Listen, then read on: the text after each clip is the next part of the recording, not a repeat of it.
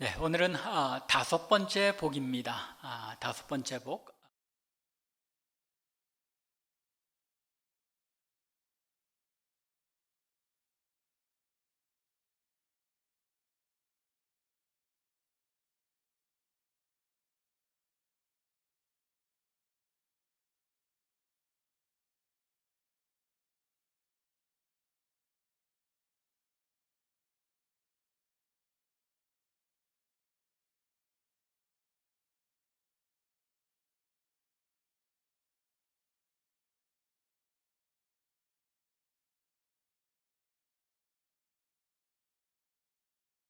모든 것을 모아놓은 것이 팔복이라는 것입니다.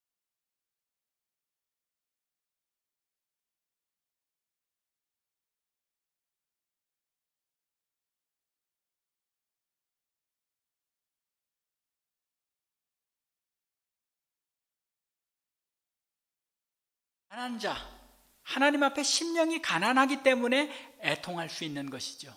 그리고 또 심령이 가난하고 애통한 자만이 진짜 본연적인 의미에서 하나님 앞에 온유한, 그런 진실되게 온유한 그런 삶을 살 수 있는 것입니다. 또 이처럼 심령이 가난하고 애통하고 온유한 자만이 의에 줄이고 목말라 하는 그런 삶을 산다는 것입니다. 이처럼 그 복들이 하나하나 연결되어 있고 그것이 유기적으로 우리의 삶 속에 나타나게 되는데, 오늘 이 다섯 번째 복도 마찬가지입니다. 앞에 있는 네 가지 모습의 그런 복들이 전제가 되어서 우리 안에 긍휼히 여기는 그런 마음이 드러나게 된다는 것입니다. 특별히 조금 뒤에 이제 더 분명하게 드러나겠지만, 의에 줄이고 목마르다는 것, 하나님의 의가 우리의 삶 속에 나타나지 못하는 것에 대해서 안타까워하는 그런 이 의에 줄이고 목마른 그런 마음 때문에 우리 안에 긍휼히 여기는 마음이 드러나게 된다는 것입니다. 또 여기에서 우리가 특별하게 눈여겨보아야 할 것은, 이제까지 앞에 네 가지 복은 주로 우리 안에 있는 상태였습니다. 심령이 가난한 것, 우리 마음의 상태죠.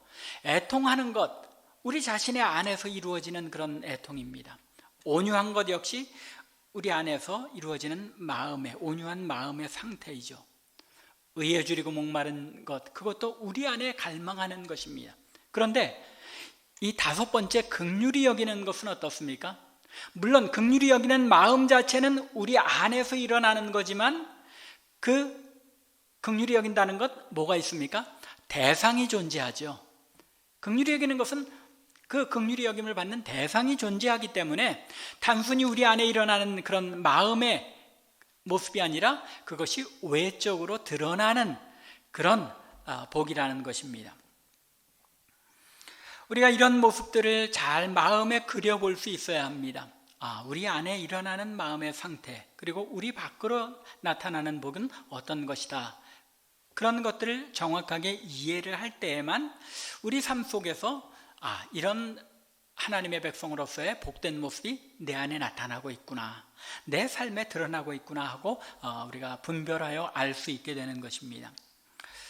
여기에서 한 가지 더 분명하게 짚고 넘어가야 할 것이 있죠. 그것은 팔복이 하나님 나라 백성의 삶의 원리라고 말씀드렸습니다. 하나님 나라 백성의 삶에 드러나야 하는 것이므로, 이러한 특성 때문에 흔히 우리가 착각하기를 이 팔복이라는 것은 우리가 인격적으로 이루어가야 할 어떤 목표인가 보다, 윤리적으로 이루어가야 할 목표이며 삶의 고린 모양이다라고 생각하기 쉽다는 것입니다. 심령이 가난하려고 몸부림치고 애써야 하고, 애통하려고 몸부림쳐야 애통하는 것으로 우리가 그렇게 삶의 목표로 삼고 살아가야 하는 것으로 착각하기 쉽다는 것입니다. 그런데 그것이 아니라고 이미 말씀드렸죠. 계속 강조해왔던 것처럼 이러한 복된 삶의 모습은 우리가 새 생명으로 거듭났기 때문에, 즉 예수 그리스도의 보혈로 의롭게 되고 하나님의 자녀가 되었기 때문에, 그리스도께서 내 안에 사시고 내가 그리스도 안에 사는 이런 그리스도와 연합된 삶의 결과로 우리에게 나타나는 변화의 증거라는 것입니다. 삶의 목표가 아니라 우리가 이미 변화된 새 생명이기 때문에 우리 안에 나타나는, 자연스럽게 드러나게 되는 모습이라는 것입니다. 그저 우리가 거기서 더 한다면 이런 삶의 특징들이 보다 잘 드러날 수 있도록 하나님의 뜻에 순종하는 것, 그것밖에는 우리가 할 수 있는 것이 없다는 것입니다. 우리의 의지적인 노력으로 이루어지는 것이 아니라 성령의 역사로 말미암아 우리가 이 일들을 드러내며 자라가게 된다는 것입니다. 마치 이런 것과 마찬가지입니다. 어렸을 때는 아이들이 그저 한 서너 살, 너댓 살 될 때까지는 남자아이, 여자아이 그런 특징적인 구별이 없죠. 그저 그냥 아이들이다라고만 볼 수 있는데 그 뒤로 점점 자라나면서 어떻게 됩니까? 남자아이는 남자아이로서의 특성이 점점점 강하게 나타나죠. 여자아이들은 여자아이로서의 그런 특징이 점점 나타나는 겁니다. 그것처럼 우리가 그리스도인이 되었다는 것, 새 생명을 받은 하나님의 백성이 되었다는 것 자체가 그저 우리가 신앙적으로 어린아이에 불과할 때는 잘 구분되지 않지만, 세상 사람들과 크게 구별되지 않는 것 같지만 점점 그리스도인으로 성숙되어질 수 있도록 세상 사람들과는 다른 하나님의 백성다운 특징들이 드러나게 되고 더 강하게 나타나는 것이고, 그것이 바로 이 팔복에 나타난 하나님의 백성의 삶의 특징들이라는 것입니다. 이런 사실들을 염두에 두고 오늘 이 5번째 복을 함께 살펴보기를 원합니다.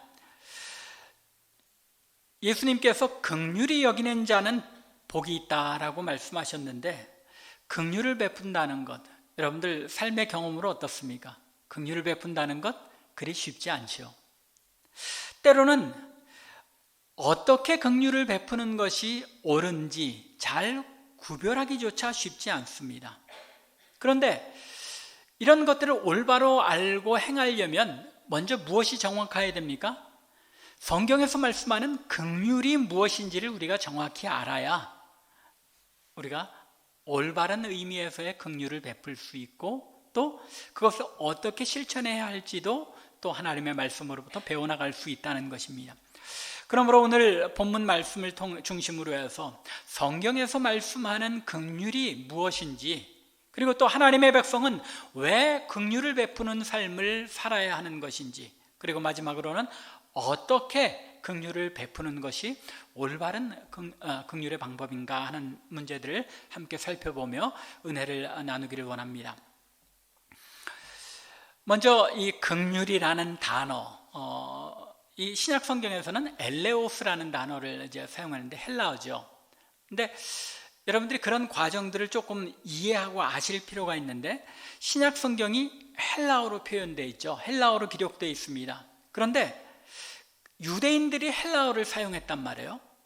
그래서 비록 어떤 단어가 유대인들이 헬라어를 통해서 표현하기는 했지만 사실 그 개념은 어디서 오는 거겠습니까? 유대인 자신들의 문화와 자신들의 언어를 헬라어로 옮긴 것뿐이죠.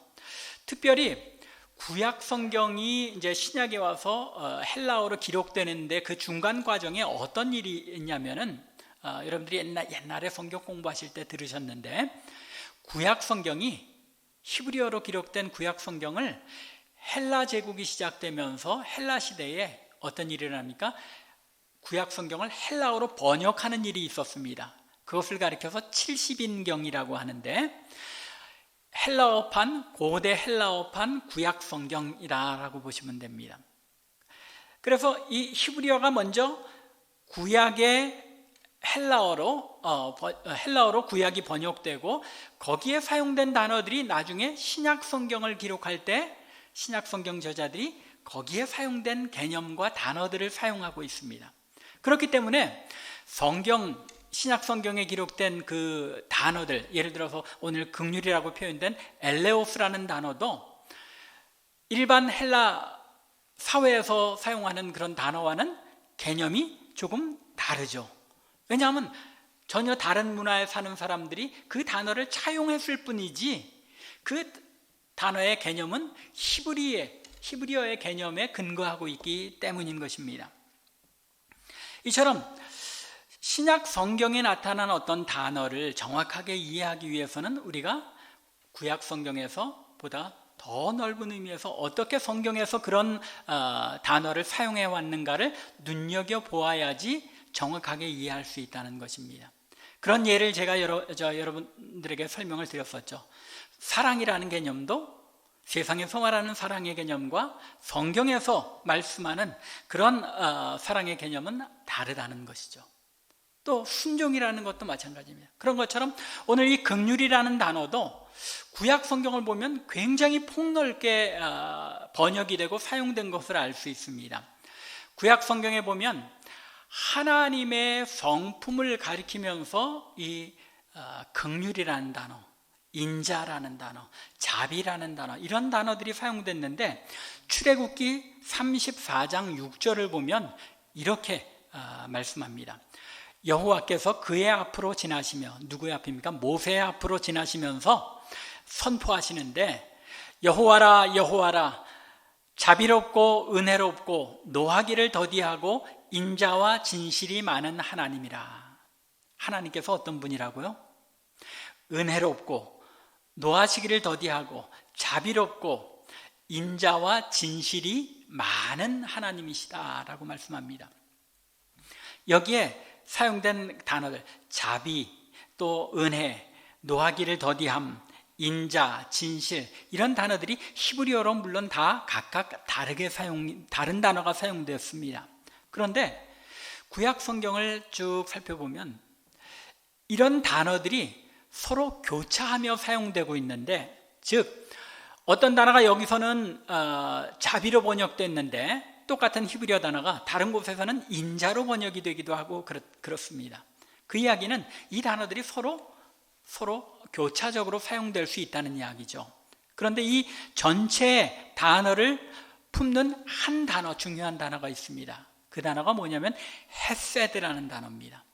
이건 뭐냐면은 하나님께서 언약의 백성들, 이스라엘 백성들에게만 나타내시는 특별한 하나님의 인자라고 주로 번역을 하는데, 하나님의 사랑, 하나님의 백성을 향한 사랑을 어떤 곳에서는 문맥에서 인자라는 말로 표현하기도 하고, 어떤 곳에서는 자비라고 표현하기도 하고, 어떤 곳에서는 긍휼이라고 번역하기도 했다는 것입니다. 그런데 이런 개념들을 이제 신약 성경에 오면서 이 헤세드라는 단어를 엘레오스라는 단어로 번역했다는 것입니다. 긍휼히 여긴다, 불쌍히 여긴다는 그런 의미입니다. 따라서 이 긍휼이라는 것, 무엇을 반영하고 있는 것입니까? 하나님의 사랑에 근거한 불쌍히 여기는 마음, 그런 것을 포함하는 개념이 바로 이 긍휼이라는 단어가 가지는 그런 마음의 상태를 나타내는 것입니다.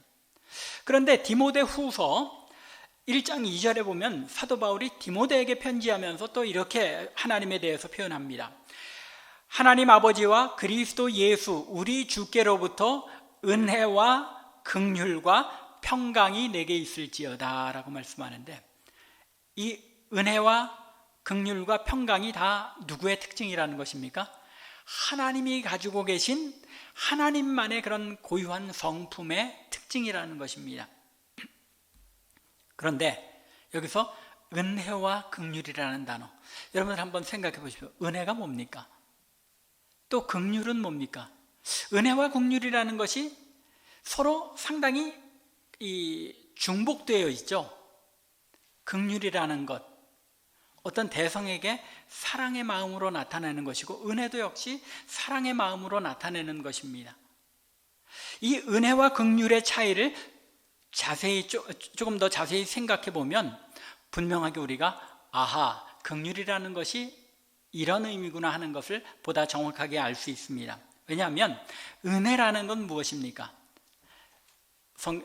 영어로는 gift라고 표현되기도 하고 그렇죠.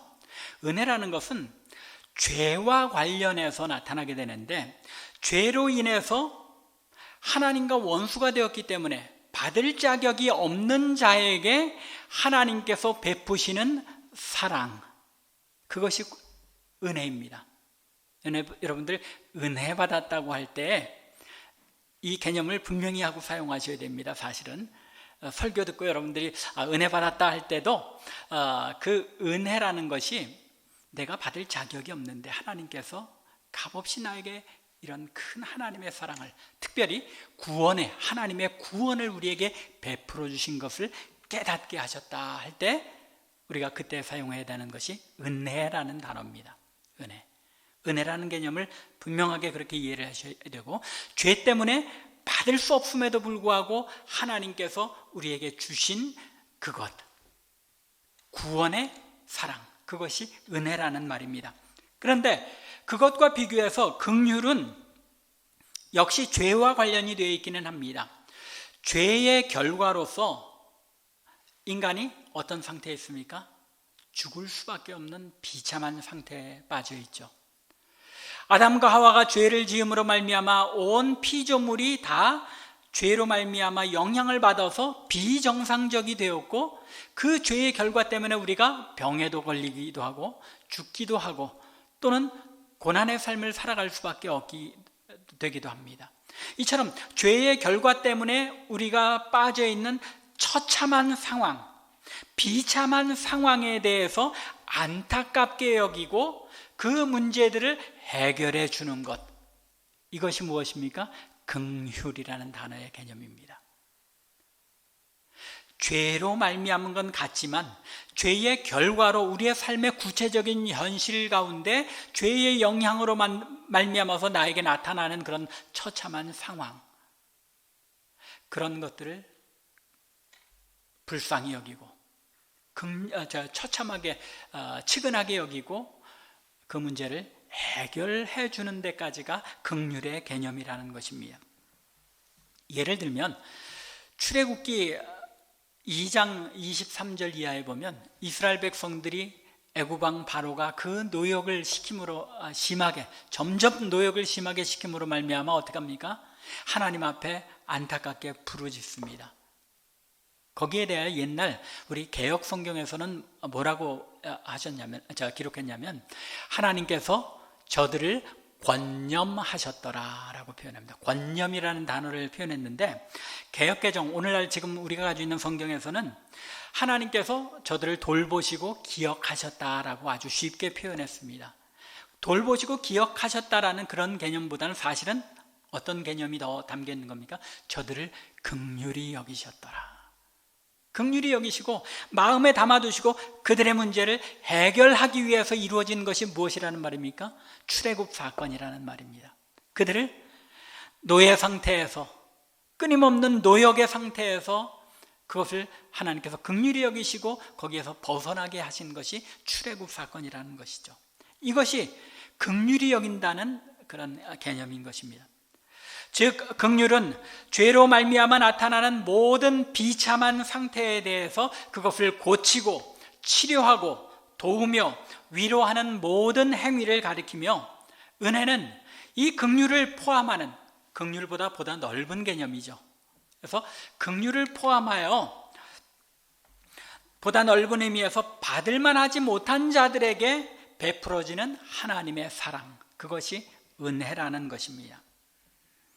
그러면 긍휼히 여기는 것, 그것이 치근히 여기고 불쌍히 여기는 것과는 어떻게 다릅니까? 불쌍히 여기고 치근히 여긴다는 것, 그것은 우리의 마음에서 일어나는 현상이죠. 치근하게 여긴다, 불쌍히 여긴다는 것, 그것은 마음에만 담겨있는 내용입니다. 그런데 그 마음의 상태를 넘어서서 긍휼히 여기는 것은 마음에 일어난 감정의 상태, 불쌍히 여기고 치근히 여기는 거기에 그치는 것이 아니라 그것을 행동으로 실천해서 그 불쌍한 상태, 치근한 상태에서 벗어나게 돕는 것, 이것이 긍휼이라는 것입니다. 긍휼의 개념이 조금 분명해지셨습니까? 긍휼히 여긴다는 것, 마음의 생각으로만 머무르는 것이 아니라 직접 행동으로 긍휼을 베풀어지는 사람을 거기에서 벗어나도록 도와주는 것, 그것이 긍휼이라는 것입니다. 자, 그러면 이제 긍휼의 개념, 긍휼이 무엇인지 여러분들이 조금 분명해지셨으리라 생각하는데, 왜 하나님의 백성은 이 긍휼을 베풀어야 하는 것인가? 하나님의 백성은 왜 긍휼을 베풀어야 합니까? 사실 오늘 7절 말씀에 조금 더 광범위한 답이지만 답이 있죠. 긍휼히 여기는 자는 복이 있나니 그들이 긍휼히 여김을 받을 것이며, 이 말씀은 사실 오해되기가 쉽습니다. 긍휼히 여기는 자는 긍휼히 여김을 받는다는 이야기는 거꾸로 이해하면 긍휼히 여기지 않는 자는 긍휼히 여김을 받지 못한다는 얘기처럼 들리기 때문입니다. 그렇죠? 마치 우리가 긍휼히 여겨야만 하나님께서도 우리를 긍휼히 여기는 것처럼, 우리가 긍휼을 베푸는 삶이 조건이 되어야 하나님께서 그것을 보고 우리에게 긍휼을 베푸시는 것처럼 생각하기 쉽다는 것입니다. 이것은 마치 이제 조금 더 뒤에 이제 6장에 보면, 마태복음 6장에 보면 예수님께서 주기도문에서 그렇게 말씀하시죠.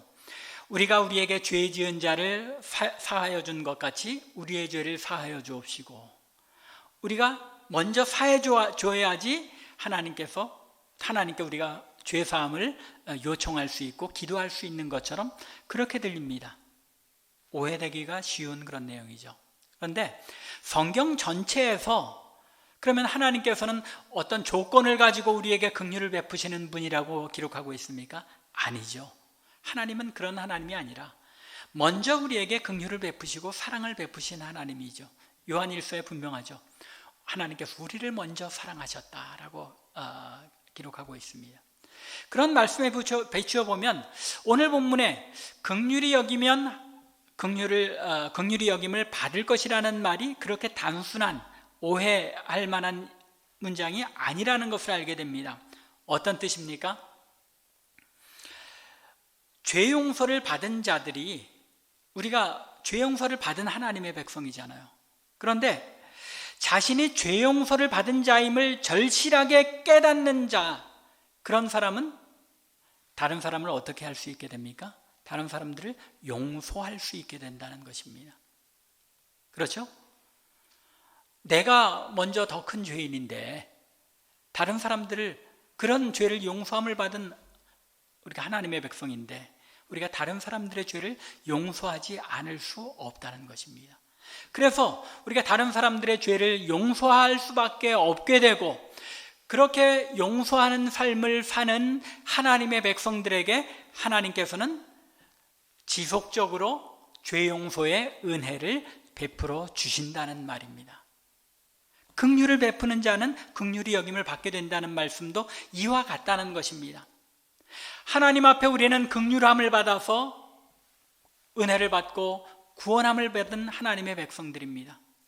우리 자신이 하나님의 긍휼이 아니면 살아갈 수 없고, 긍휼이 아니면 설 수 없는 자들, 즉 심령이 가난할 수밖에 없고 애통할 수밖에 없는 그런 자들인데, 우리가 당연히 다른 사람들을 긍휼히 여길 수밖에 없다는 것입니다. 특별히 하나님의 의가 우리 안에 이루어지기를 갈망하기 때문에 더욱더 하나님의 긍휼이 우리에게 임하기를 원하고, 또 다른 사람들을 긍휼히 여길 수밖에 없게 되는데, 그렇게 긍휼히 여기는 삶을 살아가는 자에게 하나님께서 더 어떻게 하신다는 겁니까? 더 많은 긍휼을 베풀어 주시는 이런 복을 누리게 된다는 것입니다. 긍휼이 조건이 아니죠. 긍휼을 베풀고 죄 용서하는 삶이 우리가 이미 하나님의 백성 되었기에 우리의 삶에 자연스럽게 나타나게 되는 것이고, 그런 삶이 나타날 때 우리는 더 큰 하나님의 용서와 더 지속적인 하나님의 긍휼을 누리는 삶을 살아가게 된다는 것입니다. 그러한 이유 때문에 예수님께서 마태복음 18장에 보면 악한 종의 비유를 말씀하시죠. 10,000 달란트를 빚진 종에게 주인이 그것을 안타깝게 여기고 불쌍히 여겨서 탕감해 주었는데, 그 종이 나가서 자기에게 100데나리온 빚진 자를 어떻게 합니까? 겁박하고 옥에 가둬버립니다. 그 소식을 들은 주인이 다시 그 종을 불러서 그것을 갚으라고 할 뿐만 아니라 옥에 가뒀다고 이제 예수님께서 비유로 말씀하십니다. 용서하지 않는 자, 그런 긍휼을 베풀지 않는 자, 그 사람은 이미 자신이 긍휼함을 받고 용서함을 받은 것이 얼마나 크고 얼마나 큰 은혜인지를 절실하게 깨닫지 못하는 자이기 때문에 죄 용서와 긍휼을 받을 가치가 없는 사람이라는 것이 그 스스로 드러나게 된다는 것입니다. 하나님의 백성들이 긍휼을 베풀어야 하는 이유가 어디에 있는 것입니까? 우리가 먼저 긍휼을 받은 하나님의 백성이기 때문에. 두 번째, 우리가 긍휼을 베풀어야 하는 이유는 긍휼이 하나님의 본질이기 때문입니다.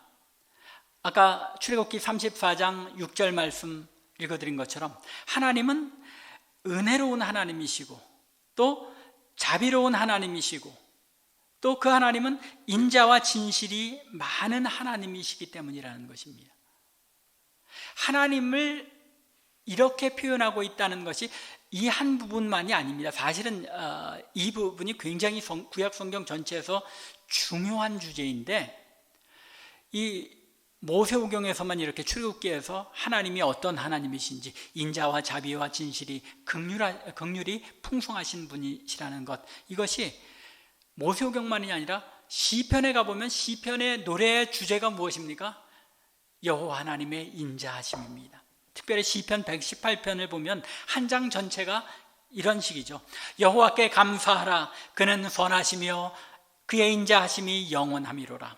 이제 이스라엘은 말하기를 그의 인자하심은 영원하다 할지로다. 아론의 자손은 하나님의 영원하심을 찬양할지어다. 하나님의 인자하심을 영원히 찬양하라고 노래합니다. 이것이 구약의 큰 주제인데, 이 시편과 또 모세오경만이 아니라 선지서에서도 마찬가지입니다.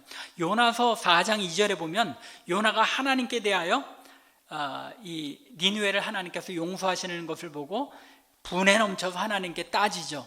뭐라고 따집니까? 내가 그렇게 말하지 않았습니까? 주께서는 은혜로우시며 자비로우시며 노하기를 더디하시며 인애가 크사 재앙을 내리지 아니하시는 하나님인 줄 내가 알았음이니이다. 하나님은 자비롭고 은혜롭고 인애가 크시다. 이 표현이 다 뭡니까? 헤세드라는 이 개념을 풀어서 설명하고 있는 말이라는 것입니다. 즉 하나님은 그 긍휼하심이 하나님의 성품의 가장 큰 특징 중에 하나인데, 이 하나님의 긍휼하신 그 성품은 하나님의 공의로우시고 또 하나님께서 사랑의 하나님이신 것에 대한 그 어떤 현상으로 나타나는 하나님의 성품이라는 것입니다. 하나님의 긍휼하신 성품은 즉 하나님의 공의롭고 또 사랑하시는 그 성품 때문에 일어나는 결과라는 것입니다. 왜요? 하나님의 의의 기준에 미치지 못하는 것이 죄악이죠. 그러한 죄인에 대한 하나님의 사랑 때문에 하나님께서 죄로 말미암아 비참한 상태에 있는 자들을 불쌍히 여기시고 긍휼히 여기셔서 행하시는 것이 우리의 구원, 하나님의 사랑의 표현 아닙니까? 그렇기 때문에 이 긍휼이라는 것은 하나님의 의로우심, 하나님의 사랑이라는 그 성품과 뗄 수 없는 것이라는 말입니다. 이러한 하나님의 긍휼하심이, 긍휼히 여기는 하나님의 성품이 가장 크게 나타난 것이 어디입니까? 예수 그리스도의 십자가의 죽음인 것이죠. 죄로 말미암아 죽어갈 수밖에 없는 우리들을 하나님께서 어떻게 여기셨어요? 긍휼히 여기셨기 때문에 예수 그리스도를 이 땅에 보내셔서 우리를 위해 죽게 하심으로 그 비참한 처지에서 벗어나게 하셨다는 것입니다. 아까 정의로 말씀드린 그 긍휼이라는 것이 정확하게 나타나는 그런 표현이 바로 예수님의 십자가 사건, 우리를 구원하신 사건이라는 것입니다. 이처럼 하나님의 공의로우심으로 말미암아 긍휼이 나타나는 것, 이것이 하나님의 성품이기 때문에 사실 구약 성경을 보면 이런 하나님의 긍휼하심이 잘 나타나 있습니다. 특별히 레위기 23장 22절 같은 데 보면 가난한 자들을 위하여 추수할 때에 어떻게 하라고 하십니까? 밭의 모퉁이에 떨어진 이삭을 줍지 말라는 것입니다. 왜냐하면 가난이라는 것이 무엇의 결과로 생긴 것이에요? 죄라는 것이 이 땅을 다스리면서 곡식이 풍성하게 맺히지 않기 때문에 빈부의 격차가 생기고 사회적으로 부조화가, 부정의가 발생한 것이죠. 그렇기 때문에 그 처참한 상황에 있는 가난한 자들을 구제하고 그들을 가난해서 굶어 죽는 일 없이 먹고 살게 하기 위해서 이 이삭을 남겨두라는 것입니다. 또 그뿐만이 아니라 전당 잡힌 옷은 어떻게 하라고 하십니까? 해가 지기 전에 돌려주라고 말씀합니다. 왜요? 밤에 그 겉옷이 없어서 얼어 죽고 덜덜 떠는 그런 비참한 상황에 떨어지게 되기 때문에 그것을 구제하는 하나님의 긍휼히 여기시는 그런 성품이 율법에 아주 녹아 있다는 것입니다. 측은하게 불쌍하게 여기실 뿐만 아니라 긍휼히 여기셔서 그들의 문제를 해결해 주시는 것, 그것이 하나님의 긍휼이요 하나님의 성품이기 때문에 하나님의 백성은 심령이 가난하고 죄에 대해 애통하고 의에 줄이고 목마를 뿐만 아니라 긍휼히 여기는 데까지 나아가야 한다는 것입니다. 우리 안에 하나님의 백성으로서의 그런 마음과 감정의 상태를 가지는 데만 그치는 것이 아니라 그것이 외적으로도 나타나서 하나님의 백성으로서의 그런 삶의 모습을 드러내야 한다는 것이고, 그 가장 중요한 첫 발자국의 하나가 무엇이라는 겁니까? 긍휼히 여기는 삶이라는 것입니다. 이러한 하나님의 백성의 삶을 드러내는 저와 여러분들 될 수 있기 바랍니다. 하나님께서 긍휼히 여기는 하나님이시기 때문에 하나님의 형상을 닮은 자녀로서 우리가 새롭게 태어났기 때문에 이제는 우리 안에 성령의 도우심으로 말미암아 하나님의 형상으로 우리 안에 주어진 긍휼히 여기는 이 마음이 풍성하게 드러나 나타나야 한다는 것입니다. 그리고 또 나타날 수밖에 없다는 것입니다. 성령의 인도하심에 순응하며 살아간다면 우리 안에 이런 긍휼의 마음들이 나타나야 한다는 것입니다. 그러면 마지막으로 긍휼을 어떻게 베풀어야 하는가? 긍휼을 베푼다는 것이 굉장히 현실적으로 쉽지 않죠. 왜 그렇습니까? 어떤 것이 올바로 긍휼을 베푸는 것인지 쉽게 판단이 안 가기 때문입니다. 어려운 사람들을 무조건 도와주는 것만이 능사냐 하면 그렇지 않은 경우가 많은 것을 우리가 알기 때문이죠. 그래서 이 빵을 주기보다는 빵을 굽는 방법을 알려주는 게 더 중요하다고도 하죠. 그렇기 때문에 우리가 그것을 핑계로 긍휼히 여기는, 긍휼을 실천하는 삶을 굉장히 잘 안 하는 편이죠. 그런데 하나님의 말씀이 우리에게 가르치는 원리를 보면 사실은 이런 것들이 우리의 마음에 핑계이기 쉽다는 것입니다. 물론 이 긍휼이 하나님의 공의에서 나온 것이기 때문에 우리도 긍휼을 베풀 때 무엇을 생각해야 합니까? 하나님의 의, 하나님의 공의에 맞는 일인가, 하나님의 뜻에 합당한 일인가를 먼저 생각해야 합니다. 그렇기 때문에 하나님의 백성이 긍휼히 여기는 삶, 긍휼을 베푸는 삶을 살 때 가장 먼저 생각해야 할 첫 번째 방법은 하나님의 뜻, 하나님의 법, 하나님의 공의에 어긋나지 않는 한도 내에서 긍휼을 베푼다는 것입니다. 알지 못하는 그런 상황을 핑계하지 말고, 혹시 있을지 없을지도 모르는 그런 상황을 염려하지 말고 하나님의 뜻에 맞는가 아닌가, 그리고 하나님의 뜻에 맞지 않는 것이 드러나지 않는 한은 어떻게 해야 한다는 겁니까? 긍휼을 베풀고 도와야 한다는 것입니다. 그런데 그 도울 때 두 번째 원리, 핑계를 두지 말고 미루지 말고 즉각적으로 도와야 한다는 것입니다. 우리는 저부터도 그렇습니다. 길을 운전하고 가다 보면 홈레스 피플들 이제 보게 되면 조금 도와야 되나 말아야 되나 망설여질 때가 있죠. 가는 길이 좀 급한데, 또는 이거 도와줘봐야 저 사람들 술 먹고 마약하는데 다 쓸 건데 하는 그런 생각에 머뭇거리다가 돕지 못하는 경우들이 많지요. 그런데 제가 말씀을 준비하면서 느낀 것 중에 하나가, 하나님의 말씀은 그런 핑계를 두지 말고 즉각적으로 그 사람들을 보게 되었을 때 그것이 하나님의 법에 어긋난 것이 분명하게 드러나지 않으면 즉시 도와야 한다는 것입니다. 긍휼을 베풀어야 한다는 것입니다. 그것이 주님께서 말씀하신 선한 사마리아인의 비유인 것입니다. 선한 사마리아인의 비유, 너무나도 여러분들 잘 아시죠? 제사장, 레위인 다 자기들 나름대로의 이유와 핑계가 있었습니다. 그런데 주님께서 말씀하신 것은 이 사마리아인은 자기의 가던 그 사업차 가던 길을 멈추고 그 사람을 먼저 응급처치를 하죠. 기름으로 닦고 또 기름을 발라서 치료하고 그리고 나서 나귀에 태우고 여관으로 가서 여관에 맡길 뿐만 아니라 자기의 있는 돈을 다 털어주고 그 사람을 돌보아 줄 것을 부탁합니다. 자기의 급한 상황보다도 더 먼저 딱한 사람들을 긍휼히 여기는 것, 이것이 바로 선한 이웃, 하나님의 백성들이 그러한 삶을 살아야 한다고 주님께서 가르치신 것입니다. 말씀을 맺겠습니다.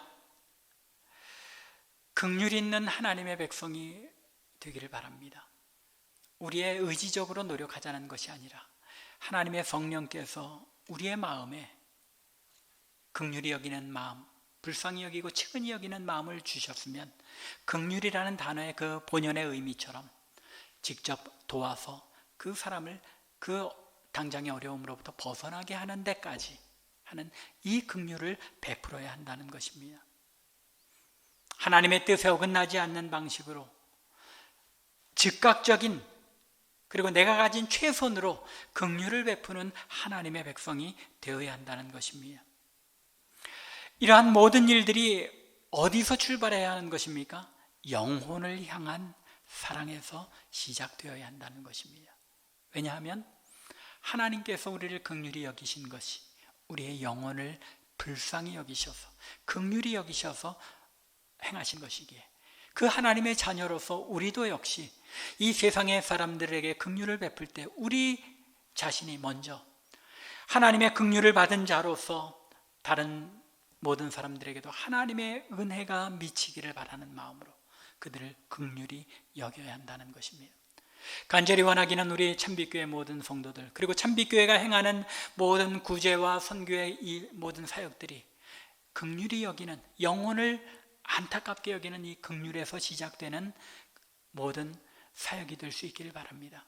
그러므로 말미암아 우리 참빛교회는 하나님 나라 백성으로서의 긍휼의 특징이 잘 나타나는 그런 교회와 성도가 되어서 하나님께서 주시는 그 놀라운 복을 누리는 여러분들과 제가 되기를 주님의 이름으로 간절히 축원합니다. 기도드리겠습니다.